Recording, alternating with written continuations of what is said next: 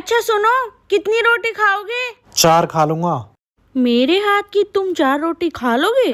क्या हो गया है इसको? वैसे भी आजकल ये मोटी रोटी बनाने लग गई है। ऐसा करो 3 बोल देता हूँ।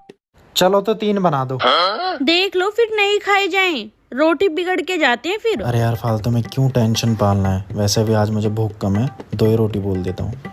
ऐसा करो तुम 2 बना दो। ठीक है 2 रोटी बना देती हूँ, पर दोनों खानी है, आजकल खाना छोड़ देते हो। लग रहा है आज बात रोटियों की नहीं है, सिर्फ आज इसका लड़ने का मन है। ऐसा करो तुम 1 बना दो बस। तुम्हारी 1 रोटी के लिए आटा गूंथूंगी क्या मैं? वेली समझ रखा है।